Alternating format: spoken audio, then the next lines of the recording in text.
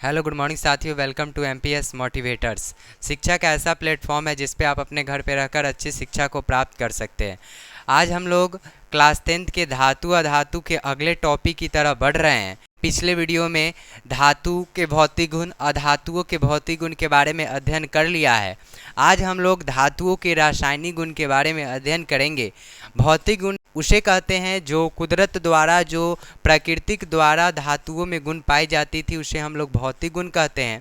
और रासायनिक गुण उसे कहा जाता है जो मनुष्य द्वारा किसी धातु को कराया जाता है। तो जैसे रासायनिक गुण में क्या बात हुआ कि यदि हम किसी धातु का रिएक्शन हम दूसरे चीज़ से कराएं, दूसरे पदार्थ से कराएंगे तो क्या बनेगा, है ना। किसी दूसरे चीज़ से जब हम कराते हैं तो क्या बनता है। और पहला जो रिएक्शंस हैं उसका नाम है ऑक्सीजन के साथ संयोग। मतलब क्या समझे, ऑक्सीजन के साथ संयोग। अब हम क्या करेंगे कि धातु की अभिक्रिया ऑक्सीजन से कराएंगे। ठीक है, धातु था और धातु की अभिक्रिया जब हम ऑक्सीजन से कराएंगे तो हमें क्या क्या प्राप्त होगा उसके बारे में आज हम अध्ययन करेंगे। तो यदि आप मेरे इस चैनल पे नए हो तो इस चैनल को लाइक, शेयर एंड सब्सक्राइब कर दीजिए। और अब हम लोग पहला जो टॉपिक है ऑक्सीजन के साथ संयोग, इस पे बात करते हैं। जैसे धातु की अभिक्रिया किसके साथ होगी, ऑक्सीजन के साथ। तो जैसे कहा जाता है कि जब धातु ऑक्सीजन से अभिक्रिया करती है तो वह बनाती है ऑक्साइड। याद रखिएगा, क्या बनाती है, ऑक्साइड। ऑक्साइड मतलब कि धात्विक ऑक्साइड, धात्विक ऑक्साइड। तो धातु जब ऑक्सीजन से अभिक्रिया करेगा तो क्या बनाएगा, धात्विक ऑक्साइड बनाएगा। तो एक एग्जाम्पल के द्वारा हम समझ सकते हैं, जैसे सोडियम। सोडियम क्या है, धातु है और सोडियम की अभिक्रिया किससे कराना है, ऑक्सीजन से। तो जब हम इसको ऑक्सीजन से अभिक्रिया कराते हैं तो ये बनाता है Na2O। क्या बनाता है, सोडियम ऑक्साइड। जब धातु की अभिक्रिया ऑक्सीजन से जब हम कराते हैं तो प्राप्त होता है सोडियम ऑक्साइड, अर्थात धात्विक ऑक्साइड प्राप्त होता है। तो याद रखिएगा कि सोडियम क्या है, धातु है, और O2 मतलब ऑक्सीजन। तो धातु की अभिक्रिया किससे, ऑक्सीजन से, और बनाया Na2O मतलब कि धात्विक ऑक्साइड। एक और एग्जाम्पल के द्वारा समझ सकते हैं, जैसे Mg प्लस O2 बना लेता है MgO मतलब मैग्नीशियम ऑक्साइड। मैग्नीशियम ऑक्साइड एक क्वेश्चन है फर्स्ट चैप्टर से, जब मैग्नीशियम फीता को जलाया जाता है तो उत्पन्न आग की लौ कैसी होती है। जब मैग्नीशियम एक फीता, मैग्नीशियम का एक फीता होता है और जब उसको जलाया जाता है तो जो उसका लौ होता है वह कैसा होता है, तो चमकीला उजला होता है। हम ऑब्जेक्टिव भी कराए हैं, मेरे वीडियो पे आप देख सकते हैं। तो जैसे अब ये जो पहला जो आप एग्जाम्पल देखे, दूसरा एग्जाम्पल देखे, इसमें क्या बताया गया है कि धातु जब ऑक्सीजन से अभिक्रिया करता है तो धात्विक ऑक्साइड बनाता है। मैग्नीशियम क्या है, धातु है, जब वह ऑक्सीजन से अभिक्रिया किया तो क्या बनाया, MgO बनाया। तो अब हम पहले चेक कर लेते हैं कि यह जो हम लिखे हैं यह समीकरण संतुलित है या नहीं है। तो देख लीजिएगा, इधर सोडियम इधर कितना है, 1 है, और इधर सोडियम 2 है। तो इधर सोडियम कितना करना होगा, 2 करना होगा, तो हम 2 से मल्टीप्लाई कर देते हैं। ठीक है, तो 2 सोडियम हो गया। लेकिन देखिए इधर ऑक्सीजन कितना है, 2 है, लेकिन इधर ऑक्सीजन कितना है, 1 है। तो ऑक्सीजन 2 करेंगे, तो मान लेते, सपोज करिए कि हम ऑक्सीजन को 2 कर दिए।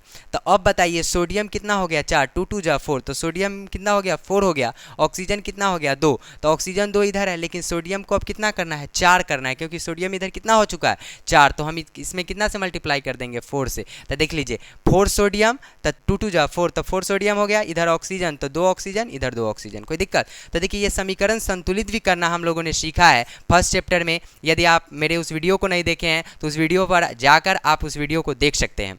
जैसे Mg प्लस O2, तो Mg4 क्या होता है, मैग्नीशियम, O2 से अभिक्रिया किया, MgO बनाया। तो देखिएगा इधर मैग्नीशियम कितना है, 1, इधर मैग्नीशियम 1, ऑक्सीजन इधर 2, इधर ऑक्सीजन 1। तो ऑक्सीजन को 2 करने के लिए जब हम 2 से मल्टीप्लाई किए तो ऑक्सीजन कितना हो गया, 2 हो गया। अब बताइए ऑक्सीजन को 2 करना है तो यहाँ 2 नहीं लिख सकते हैं, क्योंकि समीकरण संतुलित करने का नियम है कि सबसे पहले लिखेंगे। ठीक है, तो देखिए इधर ऑक्सीजन अब कितना हो गया, 2, मैग्नीशियम 2, तो इधर मैग्नीशियम को क्या कर दे, 2 से मल्टीप्लाई कर दिए, तो 2 Mg हो गया, 2 O2 हो गया, कोई दिक्कत। चलिए अब यहाँ तक समझ में आ गया, समीकरण भी संतुलित करना हम आपको सिखा दिए। ऑब्जेक्टिव अब आएगा, धातु जब ऑक्सीजन से अभिक्रिया करता है तो क्या बनाता है, तो याद रखिएगा धात्विक ऑक्साइड। ठीक है, तो अब जब धीरे धीरे बढ़ने लगा धातु तो कहा गया कि जो धातु के ऑक्साइड होते हैं वह भास्मिक थे। धातु के ऑक्साइड कैसे थे, भास्मिक गुण के थे। तो याद रखिएगा ऑब्जेक्टिव आता है कि धातु के ऑक्साइड, जो ये धातु के ऑक्साइड भास्मिक होते हैं। धातु के ऑक्साइड कैसे होते हैं, भास्मिक।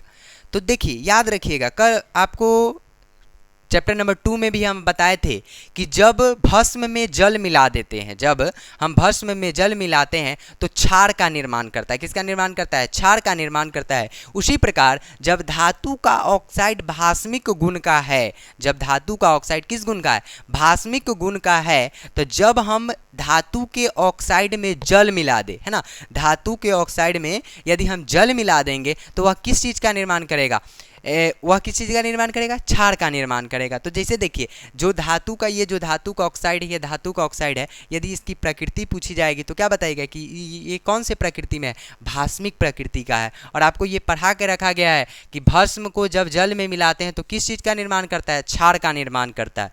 तो चलिए देखते हैं धातु के ऑक्साइड को हम किससे अभिक्रिया कराते हैं, जल से अभिक्रिया कराते हैं। ठीक है, तो देखिए जैसे इसी को देख लेते हैं, जैसे Na2O। तो Na2O क्या है, धातु का ऑक्साइड है। Na2O क्या है, धातु का ऑक्साइड है। तो धातु का ऑक्साइड जब हम जल से कराते हैं, धातु के ऑक्साइड को हम किससे अभिक्रिया करा दिए, जल से अभिक्रिया करा दिए। अब बताइए सर यहाँ 2 क्यों नहीं लिए, तो 2 इसलिए नहीं लिए क्योंकि समीकरण को हम बैलेंस्ड किए हैं। ठीक है, लेकिन ये 2 क्या है, समीकरण का बैलेंस्ड है, लेकिन धातु का ऑक्साइड पूछा जाएगा तो क्या होगा, Na2O ही होगा। ठीक है, तो देखिए धातु के ऑक्साइड को जब हम जल से अभिक्रिया कराएं तो क्या बना, NaOH। देखिए समझिएगा, ये जो क्षार बनना है ये धातु के ऑक्साइड किस गुण के थे, भास्मिक, और भस्म में जब हम जल मिलाते हैं तो क्या बनता है, क्षार बनता है। तो देखिए जो हम आपको बताए भी हैं कि जिसके लास्ट में OH रहता है वह क्या कहलाता है, क्षार कहलाता है, और जिसमें H लगा होता है वह क्या कहलाता है, अम्ल कहलाता है। तो इसमें H है लेकिन लास्ट में क्या है, OH है, तो इसलिए यह क्या हो जाएगा, क्षार हो जाएगा। तो जैसे एक और एग्जाम्पल के द्वारा आप इसको समझ सकते हैं, जैसे CaO, calcium oxide. Calcium oxide भी क्या है, धातु के ऑक्साइड है, और धातु के ऑक्साइड को जब हम जल से अभिक्रिया कराते हैं तो ये CaOH का क्या बनाता है, CaOH का होल ट्वाइस बनाता है। OH का होल ट्वाइस के कहने का मतलब यह है कि यहाँ पे ऑक्सीजन कितना है, 2 है, हाइड्रोजन कितना है, 2 है। तो देखिए यहाँ ऑक्सीजन 2 है, देखिए 1 और 1, ऑक्सीजन कितना हो चुका, 2, हाइड्रोजन देखिए 2 है, इधर कैल्शियम। ये समीकरण क्या है, बैलेंस्ड है, कोई दिक्कत। देखिए इधर सोडियम, इधर कितना है, 2, इधर सोडियम 1, तो यहाँ सोडियम को 2 कर देते हैं। ठीक है, अब देखिएगा ऑक्सीजन इधर 2 हो चुका है, तो इधर ऑक्सीजन 1, ऑक्सीजन 2 हो गया, हाइड्रोजन देखिए हाइड्रोजन भी 2 हो गया, इधर हाइड्रोजन 2 है। तो इतना में आपको कोई दिक्कत नहीं होगा। तो इस वीडियो को आप देख रहे हैं तो इस वीडियो को लाइक कर दीजिए और कॉमेंट में कुछ बताइए कि इसमें कोई दिक्कत है। तो देखिए इतना तक धातु जो ऑक्सीजन से अभिक्रिया किया तो इतना कॉन्सेप्ट है। धातु ऑक्सीजन से अभिक्रिया करेगा, धात्विक ऑक्साइड बनाएगा। धातु के जो ऑक्साइड होते हैं वो किस प्रकृति के होते हैं, भास्मिक। भास्मिक में जब हम जल मिलाते हैं तो किस चीज़ का निर्माण करता है, क्षार का निर्माण करता है। कोई दिक्कत, चलिए इतना तक में कोई दिक्कत नहीं। अब हम लोग पढ़ेंगे द्विधर्मी ऑक्साइड। वैसे धातु के ऑक्साइड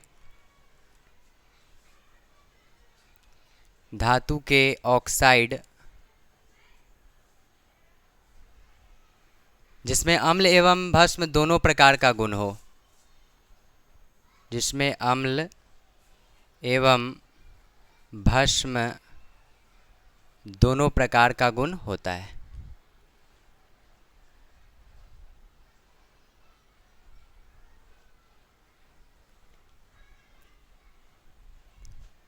क्या हुआ, द्विधर्मी ऑक्साइड वैसे धातु के ऑक्साइड जिसमें अम्ल एवं भस्म दोनों प्रकार का गुण हो रहा था उसे हम लोग द्विधर्मी ऑक्साइड के नाम से जान रहे थे।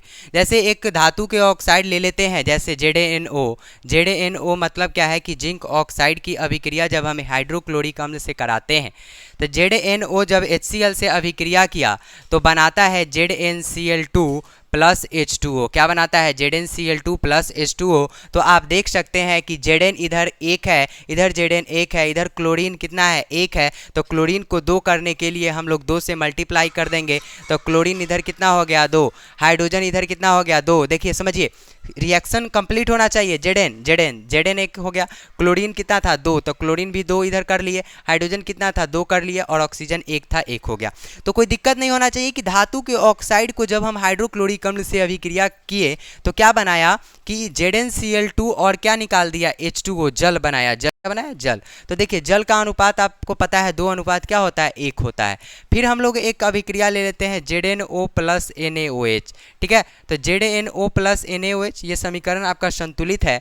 देख लीजिएगा Zn इधर 1 है, Zn इधर 1 है, क्लोरीन इधर 2, क्लोरीन इधर 2, हाइड्रोजन इधर 2, तो इधर भी हाइड्रोजन 2, इधर ऑक्सीजन कितना है 1, तो इधर ऑक्सीजन 1, ठीक है। चलिए देख लीजिए ZnO प्लस NaOH, तो जब इसका रिएक्शन हुआ तो Na2 ZnO2 प्लस H2O बनाया, ठीक है। देख लीजिए अब समझते हैं हम लोग कि जब ये जो रिएक्शन हुआ, इस रिएक्शन में अम्ल का रिएक्शन और भस्म का रिएक्शन द्विधर्मी ऑक्साइड कहलाएगा, क्योंकि देखिए ZnO की ही अभिक्रिया किससे हो रही है, अम्ल से भी हो रही है और किससे हो रही है, क्षार से, भस्म से हो रही है। तो जब ये भस्म से अभिक्रिया हुआ तो इसका मतलब जब कोई प्रोडक्ट बन रहा है तो इसका मतलब कि यह कौन से ऑक्साइड को फॉलो कर रहा है, द्विधर्मी ऑक्साइड को फॉलो कर रहा है। Na2ZnO2 प्लस H2O, ठीक है। समीकरण इधर Na को कितना कर देते हैं 2, तो 2 कर दीजिए Na, 2Na हो गया। ऑक्सीजन कितना है 2, समझिए ऑक्सीजन इधर कितना है 3, ठीक है। इधर भी ऑक्सीजन कितना है 2 1 3, तो 2 इधर ऑक्सीजन हो गया, 1 ऑक्सीजन यहाँ हो गया, 3 ऑक्सीजन हो गया। समझिए ये जब 2 से मल्टीप्लाई किए तो ये ऑक्सीजन कितना हो गया 2, और इधर वाला 1 ऑक्सीजन 3, और इधर ऑक्सीजन 2 और 1 3। अब चलिए देख लीजिए हाइड्रोजन के बारे में भी हम लोग देख लिए। हाइड्रोजन इधर कितना हो गया 2, उधर हाइड्रोजन 2। चलिए Zn इधर 1, इधर Zn 1। यहाँ पे समीकरण दोनों संतुलित हो चुका है। द्विधर्मी ऑक्साइड, फिर से हम एक बार रिकैप करते हैं, वैसे धातु के ऑक्साइड जिसमें अम्ल एवं भस्म दोनों प्रकार का गुण होता है उसे द्विधर्मी ऑक्साइड कहते हैं। धातु के ऑक्साइड को जब हम अम्ल से अभिक्रिया कराएं तो ZnCl2 प्लस H2O बना। ZnO प्लस NaOH का अभिक्रिया हुआ तो Na2ZnO2 प्लस H2O बना। जो पहला रिएक्शन था ऑक्सीजन से रिएक्शन, समझ में आ गया होगा। अब हम दूसरा रिएक्शन पढ़ने जा रहे हैं, जल के साथ अभिक्रिया। जो दूसरा रिएक्शन है 2 नंबर, जल के साथ अभिक्रिया। जल के साथ अभिक्रिया, आपको जल का सूत्र पता होगा। जल का सूत्र H2O पूछता भी है जल में हाइड्रोजन तथा ऑक्सीजन के परमाणु का अनुपात क्या है, तो 2:1। क्या है 2:1, याद रखिएगा। H2O में हाइड्रोजन और ऑक्सीजन के परमाणुओं का अनुपात 2:1।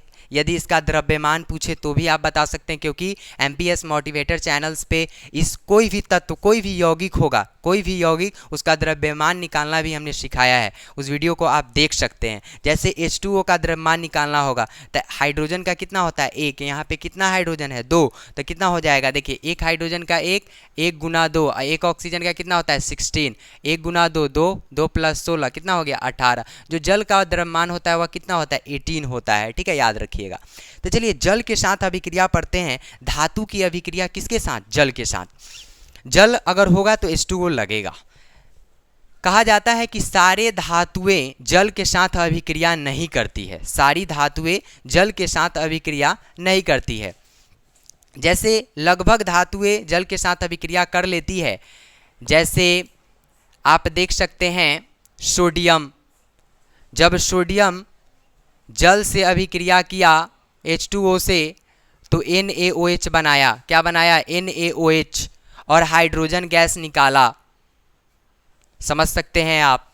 तो जल के साथ अभिक्रिया सारी धातुएं नहीं करती है, याद रखिएगा। धातुएं जल के साथ अभिक्रिया कर कौन सा गैस देगा, तो हाइड्रोजन गैस देगा। धातुएं जल के साथ अभिक्रिया करेंगे तो हाइड्रोजन गैस।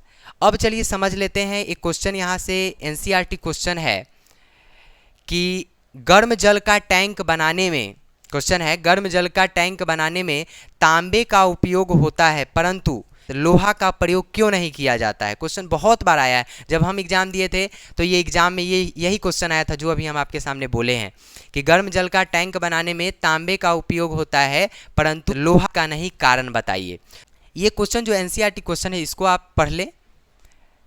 इसका आंसर होगा कि गर्म जल का टैंक बनाने में तांबे का उपयोग इसलिए होता है क्योंकि तांबा जल के साथ अभिक्रिया नहीं करता है।